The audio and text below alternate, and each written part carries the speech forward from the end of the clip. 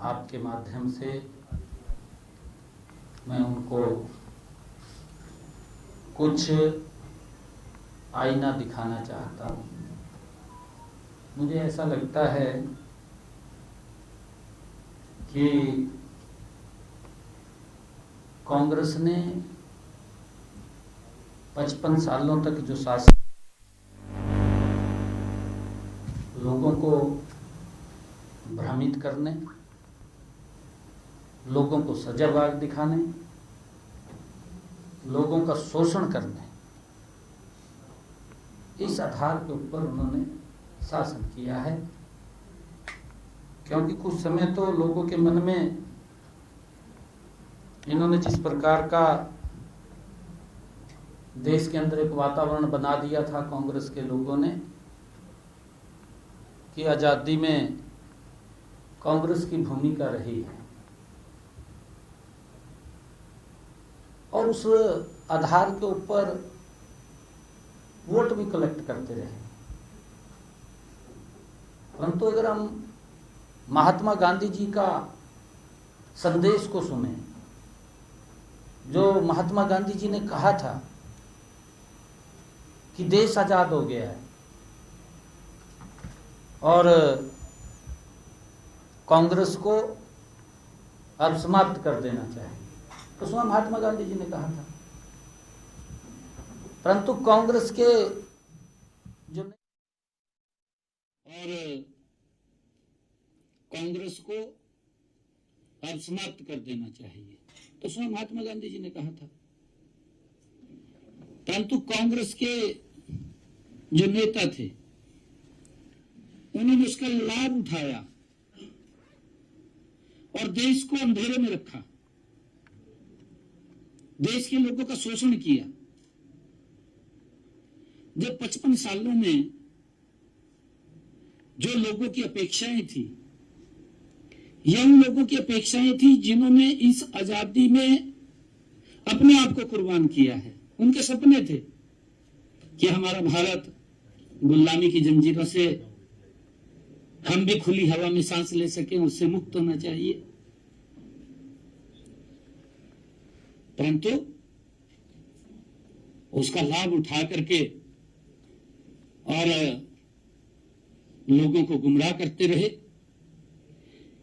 आज ये स्थिति कांग्रेस के नेताओं के सामने बन गई है कि जब देश धीरे धीरे समझ रहा था और उनको बाहर कर रहा था, कभी तो ये ईवीएम को गलत ठहराने का काम करते हैं, कभी संविधान को खतरा बताते हैं, कभी वोट चोरी का आरोप लगाते हैं। भाई खैर तो मुद्दा भी है कोई, राहुल गांधी साहब, कोई मुद्दा भी है क्या? वोट चोरी, संविधान को खतरा, ईवीएम खराब है। भाई अगर ईवीएम या ईवीएम के ऊपर जो आप क्वेश्चन उठा रहे हैं, आपके अगर जो सांसद भी चुने गए, विधायक भी चुने गए, कैसे चुनते हो? आप देश को ऐसे गुमराह नहीं कर सकते। आप किसी संवैधानिक पीठ को इस प्रकार से दोषी नहीं ठहरा सकते। एक प्रतिष्ठित हमारा चुनाव आयोग जो फेर चुनाव कराता है, इनके समय के अंदर तो, कांग्रेस के समय के अंदर तो मुझे लगता है कहीं ना कहीं घपलेबाजी चलती होगी। मोदी जी के नेतृत्व में ट्रांसपेरेंसी तरीके से चुनाव होते हैं, और ये चुनाव आयोग पर झूठे आरोप और भ्रामक बार बार बिना तैयारी के राहुल गांधी साहब, तैयारी भी तो नहीं करते, भी जानकारी तो ले ले पूरी, बिना तैयारी के जनता के सामने आ जाते हैं। हाइड्रोजन बम कहाँ फोड़ूंगा, एटम बम, हाइड्रोजन बम की बात कही उसने, कहा मैं हाइड्रोजन बम फोड़ूंगा। बताओ भाई, हाइड्रोजन बम हम बिड़ रहे दिए, ये वही बात है कि कहा खुद्या पाड़ निकले चूहा, ये कहावत ये कांग्रेस और राहुल गांधी के ऊपर बैठती है और लगातार इस प्रकार से किसी संवैधानिक पीठ को टारगेट बना करके उसके ऊपर उंगली उठाना उस संस्था को कमजोर करना है। ये राहुल गांधी कांग्रेस पार्टी अपने कर्मों को, अपने पापों को छुपाने के लिए ये दूसरे को ऊपर उंगली उठा रहे हैं। कोई अधिकार नहीं है इनको, कोई किसी प्रकार का अधिकार नहीं है। भाई अपने गिरेबान में जा, फिर दूसरे को ऊपर उंगली उठा। हमने क्या काम किए हैं, क्या नहीं किए हैं। मोदी जी का संकल्प है कि ये भारत 2047 तक विकसित राष्ट्र बनेगा। आज भारत का गांव, आज भारत का शहर, आज भारत के वार्ड, आज इन 11 वर्षों के अंदर लोग चर्चा करते हैं, मेरा गांव बदला है, मेरा शहर बदला है। ये विकसित भारत की पहचान है। परंतु राहुल गांधी साहब की तो आदत बन गई है कि आरोप लगाओ और भाग जो। कांग्रेस की आदत है थूक भी दो फिर चाट भी लो। ये इस प्रकार की आदत ये कांग्रेस की बन चुकी है। यह पहली बार नहीं हुआ कि आज ही हुआ है। इनके झूठ बोलना डीएनए के अंदर है। राहुल गांधी ने निराधार आरोप लगाए हैं और फिर उनसे भाग भी गए। आपके सामने है, आरोप भी लगा दिया फिर भाग गए। ऐसा लगता है कि यह उनके डीएनए के अंदर है। वे सिर्फ घुसपैठियों और शहरी नक्सलियों को बचाने के लिए ऐसे झूठे निराधार आरोप लगा रहे हैं। राहुल गांधी ने 2023 के कर्नाटक चुनाव के मतदाता सूची को मौजूदा हमारे मुख्य चुनाव आयुक्त श्री ज्ञानेश कुमार जी से जोड़ा है, उनके साथ जोड़ा है इसने। जबकि वे फरवरी 2025 में नियुक्त हुए थे। आखिर राहुल गांधी 2023 की घटना का दोष हमारे आज के वर्तमान के मुख्य चुनाव आयुक्त पर क्यों मर रहे हैं, क्यों वो बोल रहे हैं? इसको यही नहीं पता लगता कि क्या हो रहा है, क्या नहीं हो रहा। पूरी जानकारी उपलब्ध नहीं होती। कहीं ना कहीं तो स्क्रिप्ट आ जाती है, उसको बोल देते हैं। जहां तक कर्नाटक के अलंद जो उन्होंने विशेष रूप से टारगेट किया है, अलंद विधानसभा क्षेत्र की उन्होंने बात कही है, जिसका हवाला राहुल गांधी दे रहे थे अपनी प्रेजेंटेशन के अंदर। आपने भी सुना होगा, पूरे देश ने सुना। एक हाथ जेब में पैर रखा था, जेब में पैका बता रहे थे। वहां 2023 में कांग्रेस ही जीतती है, जहां को अल्लाह दे रहे थे। अगर वहां वोट चोरी होते, कैसे कांग्रेस पार्टी जीत जाती? क्यों देश को गुमराह कर रहे हैं? कांग्रेस के पास मुद्दा नहीं बचा, कोई भी कोई मुद्दा नहीं है। बिना मुद्दे के अरे आपने लोगों को इतना प्रताड़ित कर दिया। आपने अरे 84 के दंगों को याद करके लोगों के रोंगटे खड़े हो जाते हैं। वोट चोरी को आप क्यों हो रहे हैं? अगर 84 के समय के अंदर जो अत्याचार किया गया, जिस प्रकार से लोगों को घरों से काट करके जला दिया गया, फिर वोट चोरी होगा? नहीं होगा। कैसे चोरी नहीं होगा? कौन वोट दे देगा आप लोगों को? आपने तो सारी संवैधानिक चीजों को दांव के ऊपर लगाया है। और ये बात करते हैं वोट चोरी हो गया। 2023 में जिसकी बात कर रहा है वहां की कांग्रेस जीत रही है। अगर वहां से कांग्रेस जीत रही है, अगर वोट चोरी होता या ईवीएम के अंदर कोई गड़बड़ होती, कैसे जीत जाते ये? इतना तो देख लीजिए। राहुल अपने ही विधायक को मुश्किल में डाल रहे हैं। बड़ी मुश्किल तो बेचारा बढ़िया, उसकी अपनी छवि होगी, अपनी छवि के कारण बन गया होगा। उसका विधायक पद भी खोसने के ऊपर लगे हुआ, उसका विधायक पद भी चला जा। क्या ये बातें करते हैं? सच में राहुल गांधी जो भी वक्तव्य उन्होंने दिए हैं उसको तोड़ मरोड़ करके जनता के सामने झूठ परोस दिया है, भ्रमित कर दिया है। मैं बताना चाहूंगा, इस मामले में पहले ही एफआईआर दर्ज हो चुकी है। वो चुनाव आयोग ने उसके ऊपर उपयोग किए गए मोबाइल नंबर और आईपी पते पर उपलब्ध कराए हैं। अगर कहीं कोई गड़बड़ हुई है, चुनाव आयोग की ड्यूटी है, स्वतंत्र है, वो संवैधानिक पीठ है, वो उसके ऊपर दबाव नहीं होता किसी का। वो तुरंत कार्रवाई संज्ञान लेता है, कार्रवाई करता है। उसके ऊपर दबाव किसका है? कांग्रेस के समय में होता होगा चुनाव आयोग के ऊपर दबाव, उनके समय में ये उपयोग करते थे। अपनी तरफ नहीं झांक रहे। मोदी जी के समय में नहीं है किसी के ऊपर कोई दबाव। हमारी सभी संवैधानिक संस्थाएं स्वतंत्र रूप से काम कर रही हैं।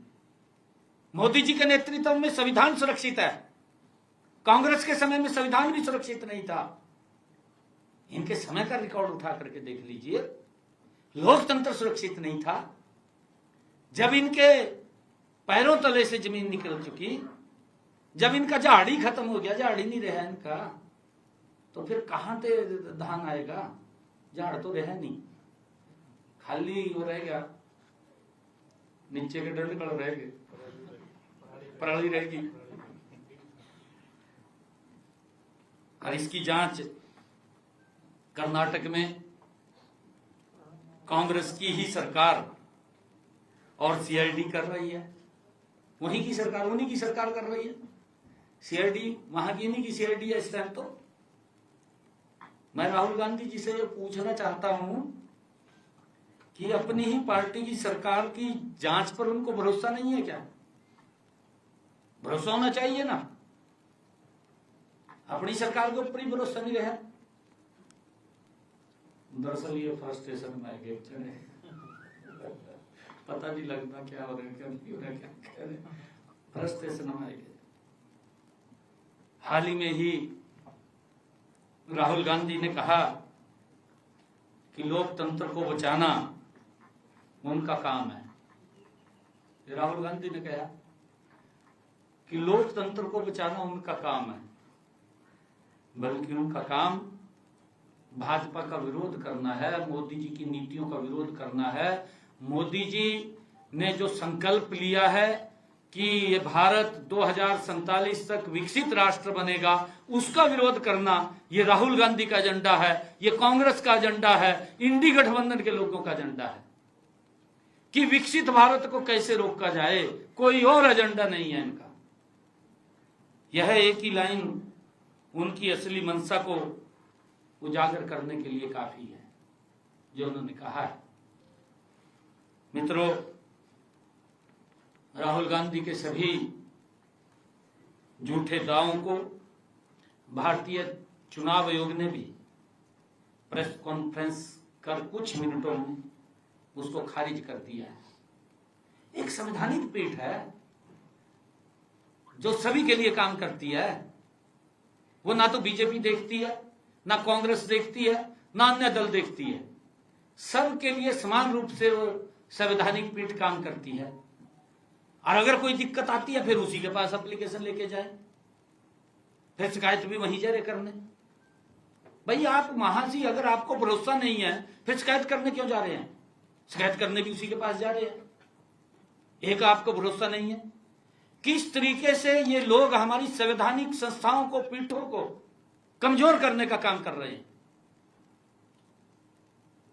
अरे राहुल गांधी साहब, मैं आपको बताना चाहूंगा, आज देश को हमारी संविधान पीठों के ऊपर पूर्ण विश्वास है, कांग्रेस पे विश्वास नहीं है। कांग्रेस खोखली हो चुकी है, समाप्त हो चुकी है, उसका विश्वास खत्म हो चुका है, कांग्रेस के ऊपर विश्वास नहीं रहा है। और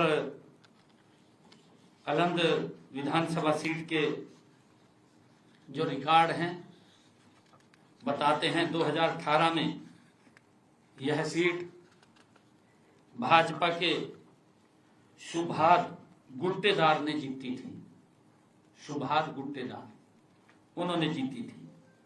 जबकि 2023 में कांग्रेस के BR पाटिल ने उस सीट को 10,348 वोटों के बड़े अंतर से जीता था। जो हाइड्रोजन बम फोड़िया, कम से कम देख तो जनता भी, मैं भी कुछ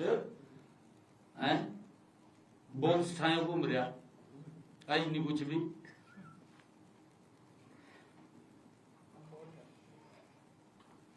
राहुल गांधी साहब, आपका ये बयान बताता है कि मतदाताओं को हटाने की साजिश के आरोप आपने जो लगाए हैं वो निराधार है, उनका कोई भी जनाधार नहीं है। अलंद विधानसभा सीट से मैं बताना चाहता हूं, वर्ष 2004 व 2008 में उस सीट को जनता दल ने जीता, जिसके ऊपर आरोप लगा रहा है, जिसके ऊपर बड़ी स्टडी की है, पता नहीं किसने उसको स्क्रिप्ट लिख कर दे दी। 2013 में कर्नाटक जनता पार्टी ने जीती, कर्नाटक जनता पार्टी ने इसको जीता 2013 में। 2018 में भारतीय जनता पार्टी ने जीती। तो फिर 2023 में इस सीट पर कांग्रेस कैसे जीत गई? कांग्रेस कैसे जीत गई? मेरा आपसे आग्रह है, अगर राहुल गांधी कहीं फंस जाए जरूर पूछ लियो, पूछना चाहिए। आप लोकतंत्र के प्रहरी हैं, आप हर बात जनता के सामने रखते हैं। उसने भी जो प्रोपेगेंडा लेकर के वो आया था वो भी देखा है देश ने, और अब जो उसकी सच्चाई उसके सामने आ रही है वो भी देश के सामने जानी चाहिए, पता लगना चाहिए। जो सीट कांग्रेस ने 2018 में कभी नहीं जीती थी, अचानक कांग्रेस के पास चली गई, तो फिर वहां वोट कैसे चोरी हो गए? ऐसा क्या तेरे पास पैरामीटर है? कहीं चाइना तो नहीं लिया आया ये पैरामीटर?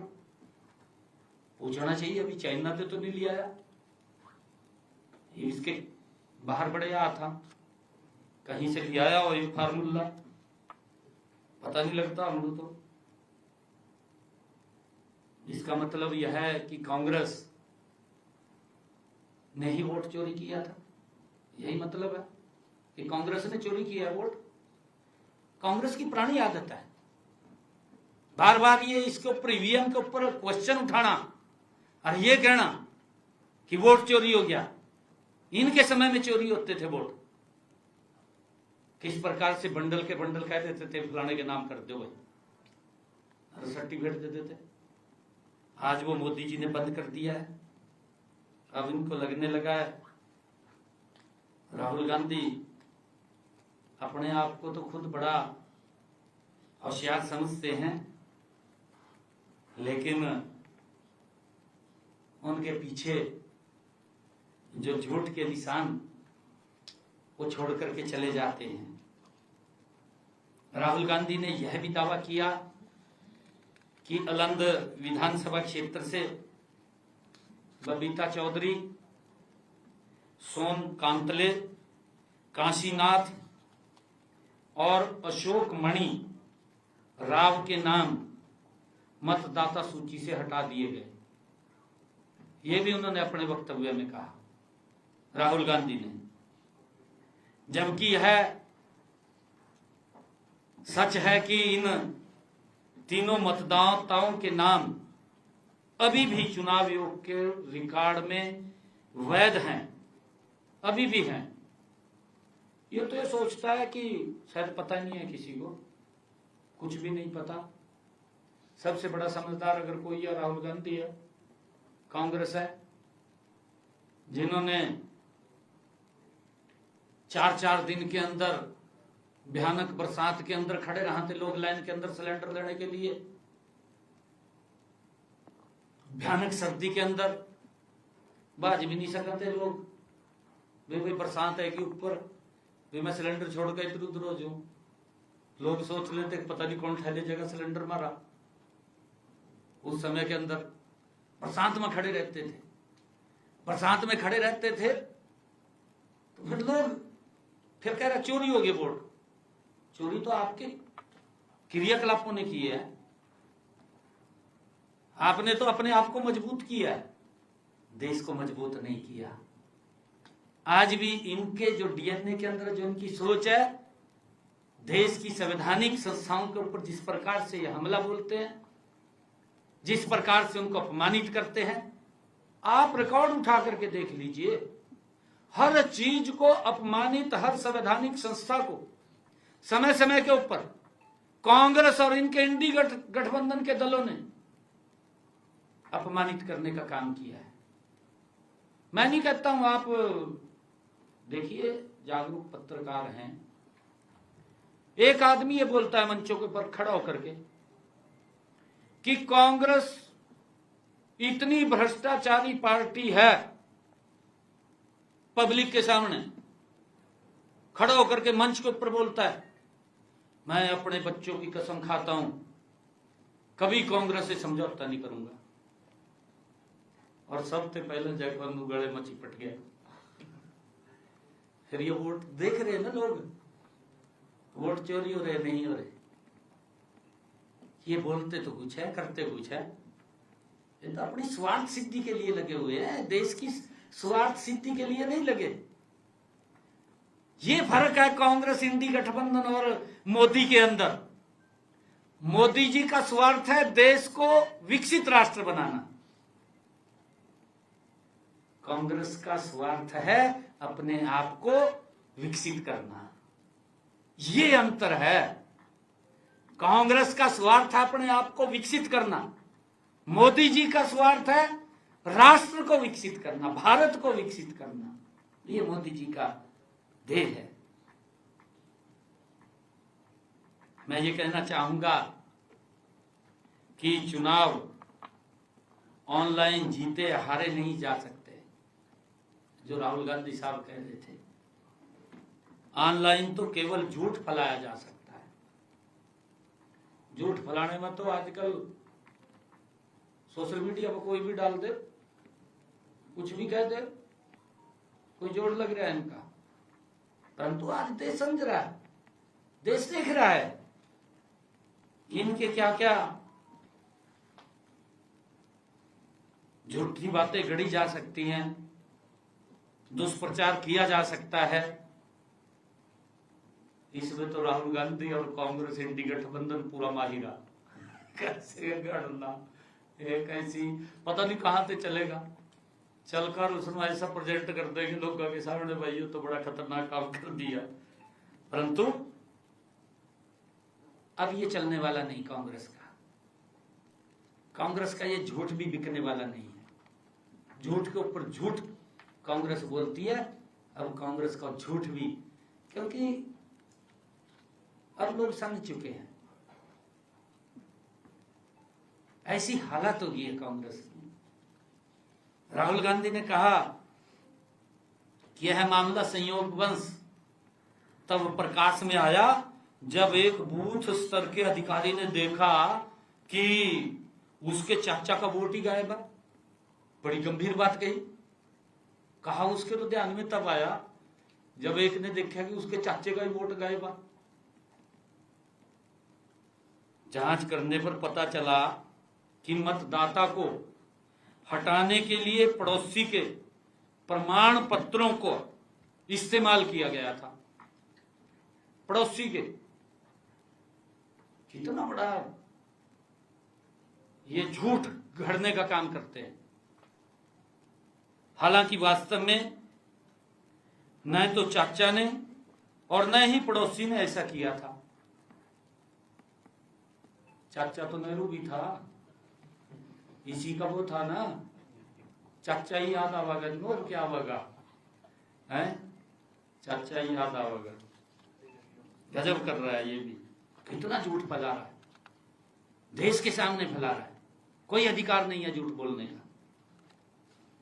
राहुल गांधी ने कई नाम दिखाए और दावा किया कि इनके नाम मतदाता सूची से हटा दिए गए। ये दावा भी किया। नाम क्या थे? नाम था इस्माइली, जो कहा मतदाता सूची से हटा दिए, इस्माइली। दोस्तागिर के पुत्र अल्लाउद्दीन, अजमेर, नाजिर, उस्मान और मुख्तुम के पुत्र अल्लाउद्दीन। साफ जाहिर है कि वे एक धर्म विशेष के नाम पर जहरीली, खतरनाक और भड़काऊ बयानबाजी राहुल गांधी कर रहे हैं। समाज को दरार पाने का काम, समाज को तोड़ने का काम। कहां तक गिरेगी कांग्रेस? किस हद तक जाएगी? देश देख रहा है किस प्रकार से जाति धर्म के नाम के ऊपर कांग्रेस दरार डालने का काम कर रही है। मतदाता सूची से नाम हटाने की प्रक्रिया मैं बताना चाहता हूं, राहुल गांधी जी को भी मालूम है इस बात के बारे में। मतदाता सूची से नाम हटाने की प्रक्रिया बहुत पारदर्शी है, उसमें बड़ी पारदर्शिता है। मतदाता सूची से नाम हटाने के लिए आवेदन फार्म 7 भरना होता है। अगर किसी का नाम मतदाता सूची से हटाया जाएगा तो उसका फार्म नंबर 7 भरा जाएगा। इसे निर्वाचन पंजीकरण अधिकारी के पास अथवा राष्ट्रीय मतदाता सेवा पोर्टल के माध्यम से ऑनलाइन जमा करना होता है। किसी मतदाता का नाम हटाने की एक पूरी प्रक्रिया है और यह कार्य बूथ लेवल अधिकारी और ईआरओ की निगरानी में होता है, बीएलओ की निगरानी में होता है। एक हमारा ईआरओ और बूथ लेवल ऑफिसर, उनकी निगरानी में होता है। इसकी पूरी प्रक्रिया है। नाम हटाने से पहले यह भी पूछा जाता है, उससे पूरी पूछताछ होती है कि आपका नाम क्यों हटा रहे हैं। हाँ, ये बात ठीक है कि अगर किसी ने 2 जगह उसका वोटिंग हो गया, 2 जगह वोट बन गए, उसकी सारी प्रक्रिया पूछी जाती है, उसको भर के भी देना पड़ता है, उसका कारण देना पड़ता है भर करके, उसके बाकायदा साइन होते हैं उसके ऊपर। क्या गुमराह कर रहा है, कौन सा हाइड्रोजन बम लेकर के आया। भले ही यह मान लिया जाए कि राहुल गांधी कांग्रेस मतदाताओं को हटाने की साजिश के बारे में सच बोल रहे हैं, इस जो प्रक्रिया है, इतनी कठोर प्रक्रिया से गुजरे बिना यह व्यवहारिक रूप से संभव नहीं है, परंतु यह गुमराह करी जा रहा है। किसी भी वोटर को किसी भी व्यक्ति द्वारा ऑनलाइन नहीं हटाया जा सकता। ऐसे नहीं हटाया जा सकता कि उसको ऑनलाइन हटा दिया। जैसे राहुल गांधी ने गलत धारणा बना रखी है, उसने तो बेचारे ने हाइड्रोजन बम फोड़ना था, अब फोड़ गया। उसको ये तो पता नहीं है अभी क्या इसके अंदर क्या नहीं, पता नहीं किसी ने लिख कर दे दी कौन उसका वो फ्री पौधा है। हाइड्रोजन और ऑक्सीजन दोनों होती, बीजेपी ऑक्सीजन उससे ले गई। प्रभावित व्यक्ति को सुनवाई का भी मैं आपको बताना चाहता हूं, अवसर दिए बिना अगर किसी का नाम वोटर लिस्ट से निकाला जाता है तो जो व्यक्ति इफेक्टेड होता है उसकी सुने बिना उसको सुनवाई का पहले अवसर दिया जाता है, फिर वोटर को नहीं हटाने दिया जा सकता। उसको सुनने के बाद ही तो होता है ना, उसको पूछा जाता है कि क्या कारण है क्या नहीं है सारा। तो एक बात और मैं कहना चाहूंगा कि एफआईआर वर्ष 2023 में दर्ज हुई। कर्नाटक सीआईडी द्वारा चुनाव आयोग को पत्र फरवरी और मार्च 2023 में लिखा गया था चुनाव आयोग द्वारा। तब कर्नाटक में भाजपा की सत्ता थी जब चुनाव आयोग ने लिखा। कौन सा इसने रिकॉर्ड उठाया, कहां से उठाया? तो राहुल गांधी जी के तर्क, भाजपा वोट चोरी कर रही थी, जो राहुल गांधी साहब बोल रहे हैं, और भाजपा खुद ही अपने खिलाफ सीआईडी करवा रही थी, जांच कर रही थी, अपने आप ही कर रही थी। क्या कमाल की बात है, भाजपा चुनाव हार गई। अगर वोट चोरी हो रहे थे क्यों हार गई? राहुल गांधी इसके ऊपर भी थोड़ा सा प्रकाश डाल दे, जिसने लिख कर दिया वो कौन दिमागदार इसके पीछे बैठे आ जो। जहां तक मालूर विधानसभा क्षेत्र की बात है, कर्नाटक उच्च न्यायालय ने इसके कांग्रेसी विधायक केवाई नंजेगौड़ा के चुनाव को 4 दिन पहले ही 16 सितंबर 2025 को रद्द किया है। चुनाव से 4 दिन पहले। और 2023 के विधानसभा चुनाव में डाले गए मतों की पुनः गणना का आदेश दिया है। याचिका में कांग्रेस उम्मीदवार पर मतगणना प्रक्रिया में अनियमितताओं का आरोप भी लगाया गया है। अदालत ने भाजपा के एस मंजुनाथ गौड़ा द्वारा दायर एक चुनाव याचिका पर सुनवाई कर रही थी, जो नंजेगौड़ा से केवल 248 वोटों से हार गए थे। ये जिनकी बातें कर रहे हैं।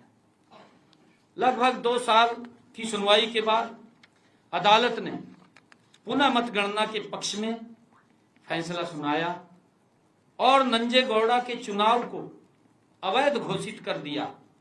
यह स्पष्ट है कि कांग्रेस ने मतगणना में धांधली की थी।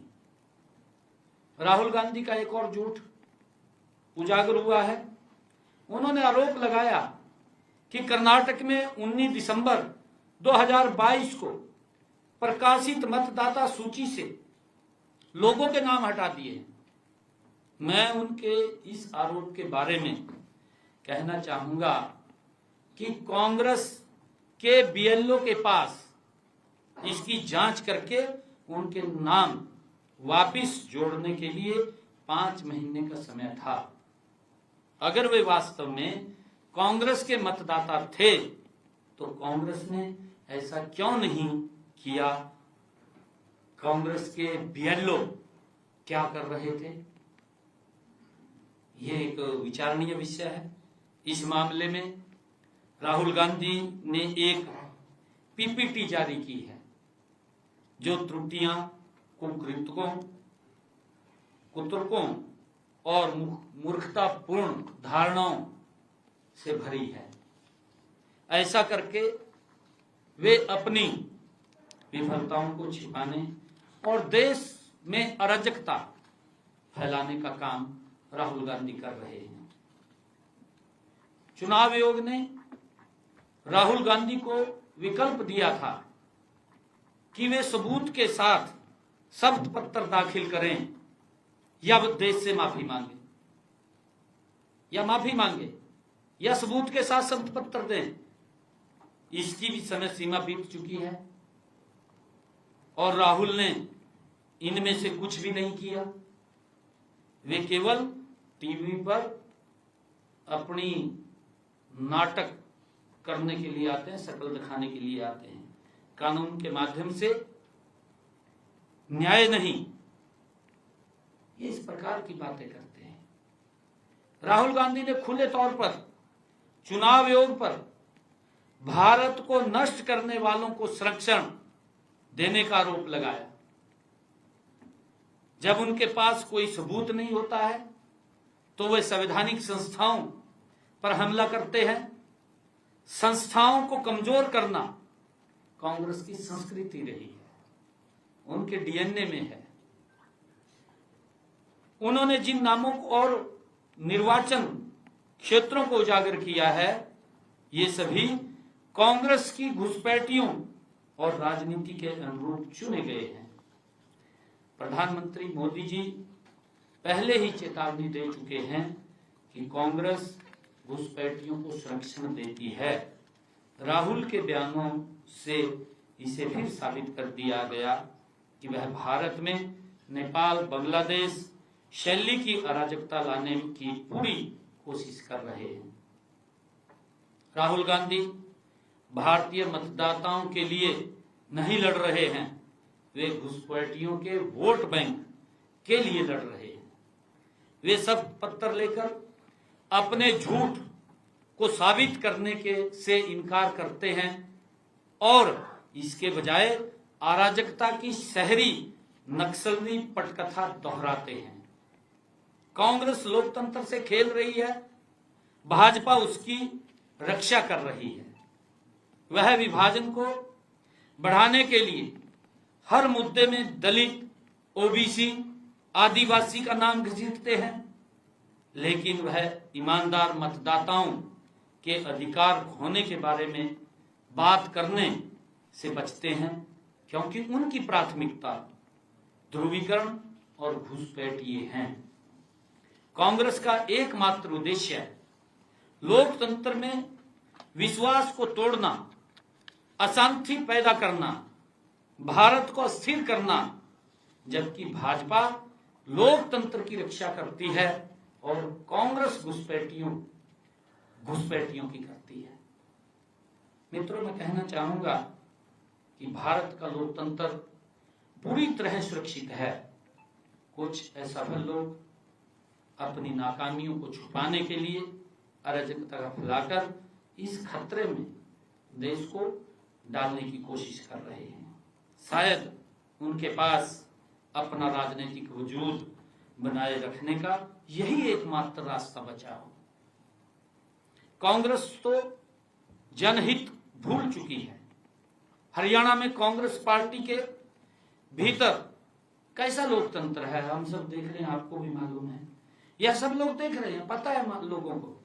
विधानसभा चुनाव लगभग 1 साल होने को है, इसके बावजूद भी ये अपना नेता प्रतिपक्ष का चुनाव नहीं कर पाए। 1 साल हो गया, 3 विधानसभा के 70 बिना नेता प्रतिपक्ष के निकल गए। कोई दुल्ला नहीं है, बिना दुल्ले के बारात चल रही है और ये इस प्रकार की बातें कर रहे हैं।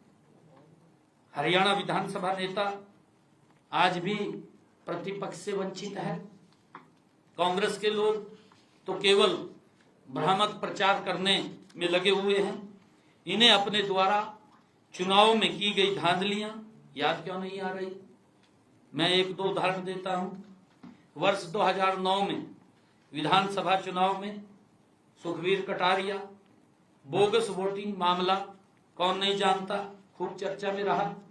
आरोप मुख्य रूप से फर्जी वोटर आईडी कार्ड और झूठे दस्तावेजों का इस्तेमाल करके मतदाता सूची में हेरफेर करने पर आधारित थे।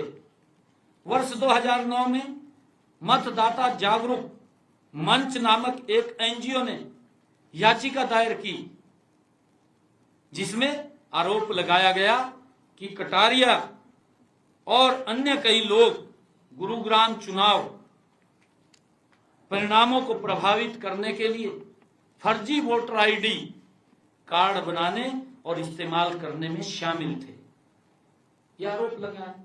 आपके सामने है। और इसी मामले में 2013 में एक जिला अदालत के निर्देश पर कटारिया के खिलाफ 2 FIR दर्ज हुए हैं। यही कर दिए। इसी प्रकार लोकसभा चुनाव 2014 में नूंह, फिरोजपुर झिरका और पुन्हाना में फर्जी मतदान और बूथ कैप्चरिंग के आरोप लगे। इस क्षेत्र में 78% दर्ज किया गया, मतदान 78% दर्ज किया गया। विशेषकर जिला मुख्यालय नूंह में, जिसमें रैना गांव इलाके शामिल हैं, लेकिन जब लोगों से उनकी अंगुलियों पर इंक मार्क दिखाने को कहा गया तो बहुत कम मतदाताओं की उंगलियों पर इंक के मार्क थे। ये देखा गया है। आमतौर पर ऊंचे मतदान प्रतिशत का मतलब होता है कि अधिकांश लोग विधिवत मतदान कर चुके हैं, उसका ये परिणाम होता है। लेकिन इंक मार्क की अनुपस्थिति इस निष्कर्ष को संदेशास्पद बनाती है। यही तथ्य चुनाव में बूथ कैप्चरिंग या फर्जी वोटिंग की आशंका को मजबूत करता है। इन परिस्थितियों को देखते हुए भारतीय निर्वाचन आयोग ने इस मामले की जांच के आदेश जारी किए थे। मित्रों, 2014 के विधानसभा चुनावों से पहले कैथल निवासी पारस मित्तल ने माननीय पंजाब एवं हरियाणा हाई कोर्ट में केस दायर किया था कि जो लोग कैथल के निवासी नहीं है उनके वोट भी बनाए गए हैं। एक बड़ा समझदार है, कैथल के अंदर बैठा जो तू फीड करी जा, उसको बताई जा, उनके वोट भी बनाए गए हैं जो कैथल के निवासी भी नहीं थे, कैथल के लोग भी नहीं थे। साथ ही ऐसे कई लोग हैं, उसने जो अपनी याचिका में कहा कि जिनके वोट कैथल और नरवाना दोनों विधानसभा क्षेत्रों में हैं, वही तो इसको प्रेजेंटेशन दी होगी उसने बनाया। कहा नरवाना और कैथल के अंदर दोनों जगह वोट थे, भी दोनों जगह सूत लाकर अपना वहां भी पहले ये फर्जी वोट है, ये फर्जीवाड़ा था।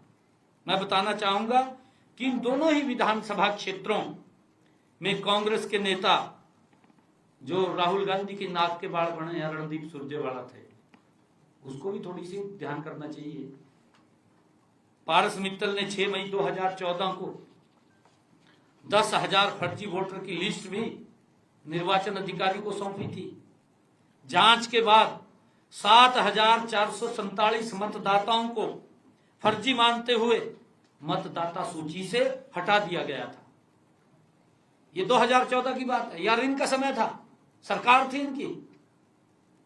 मैं पूछना चाहूंगा कि उस समय प्रदेश में किसकी सरकार थी, बताने का काम करे। राहुल गांधी भी बताने का काम करे, और जिसने स्क्रिप्ट लिख कर दिया वो भी बताने का काम करे, सुरजेवाला भी बताए। हमेशा कांग्रेस रोकती रहती है लोकतंत्र खतरे में है, चुनाव योग बिक गया है और वोटर लिस्ट से नाम गायब है। मैं राहुल गांधी को, कांग्रेस के एंटी गठबंधन के लोगों को बताना चाहूंगा कि ना तो लोकतंत्र आज खतरे में है मोदी जी के नेतृत्व में, ना आज चुनाव योग बिकता है और ना ही वोटर लिस्ट से नाम गायब होते हैं। आज ट्रांसपेरेंसी आधार पर काम चल रहा है। आज सच्चाई सबके सामने है, फर्जी वोटर बाहर हैं और असली वोटर सुरक्षित हैं। सच यह है कि जिस agency centre for the study of developing societies की रिपोर्ट के आधार पर कांग्रेस वोट चोरी के आरोप लगा रही है, उस एजेंसी ने गत 17 अगस्त को अपनी रिपोर्ट ही वापस ले ली। अपनी रिपोर्ट ही वापस ले ली। इन्होंने तो सेटिंग करके उसको खड़ा कराया होगा, उसने पता लग गया भी वही कार्रवाई होगी, मैंने तथ्य देने पड़ेंगे, उसने भी वापस ले ली। सच तो यह है कि न तो संविधान खतरे में है, न लोकतंत्र खतरे में है। अगर खतरे में कोई है तो कांग्रेस पार्टी और कांग्रेस खतरे में है। जब रेफरी के खिलाफ कोई टीम पक्षपात करने के आरोप लगाती है तो मतलब उसने मन ही मन अपनी हार स्वीकार कर ली है, अगर कोई टीम आरोप लगाती है। लेकिन हकीकत में अपनी हार का ठीकरा उस रेफरी के सिर पर फोड़ देती है कि भाई इसने तो ठीक भूमिका नहीं निभाई है। ये हालात कांग्रेस के हैं। मित्रों, आज आपके माध्यम से मैं यह भी घोषणा करता हूं कि हमारे पिछले दिनों हरियाणा राइस मिलर्स एसोसिएशन द्वारा मुझे यह बताया गया था कि 2024-25 में भारतीय खाद्य निगम द्वारा चावल की डिलीवरी लगभग 45 दिन देर से शुरू की गई और इस कारण हमारे जो मिलर्स अपना कार्य निर्धारित अवधि में पूर्ण नहीं कर पाए।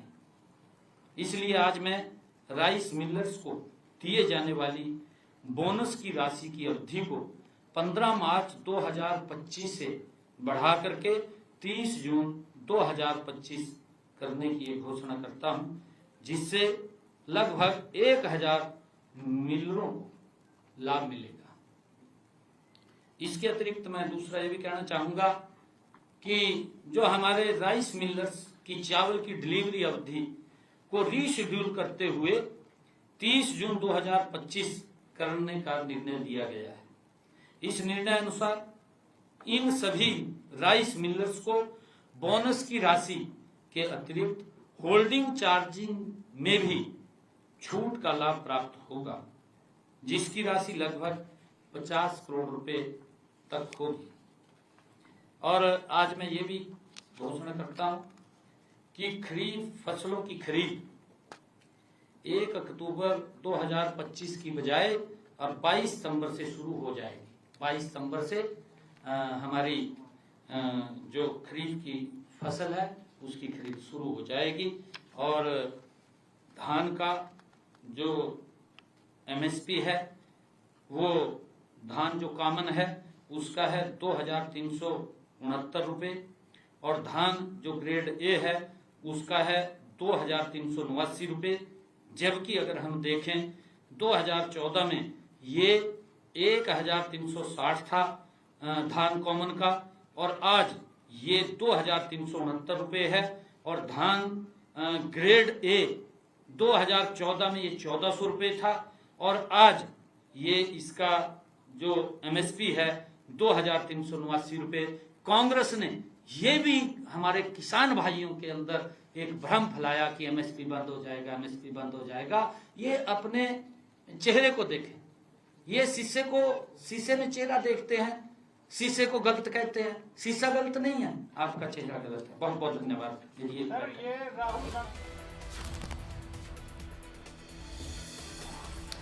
और चंडीगढ़ से बड़ी खबर इस वक्त आपको बताएं, सीएम नायब सैनी ने राहुल गांधी पर निशाना साधा है। कांग्रेस ने 55 साल तक शासन किया, ये सीएम की तरफ से कहा गया। मुख्यमंत्री नायब सिंह सैनी को आप सुन रहे थे, उन्होंने कहा कि लोगों को ठगने का काम किया गया, कांग्रेस ने देश के लोगों का शोषण किया, ये कहते हुए कांग्रेस पर निशाना सीएम ने साधा है। कभी ये ईवीएम को गलत बताते हैं, तो राहुल गांधी और कांग्रेस पार्टी को निशाने पर लिया है मुख्यमंत्री ने।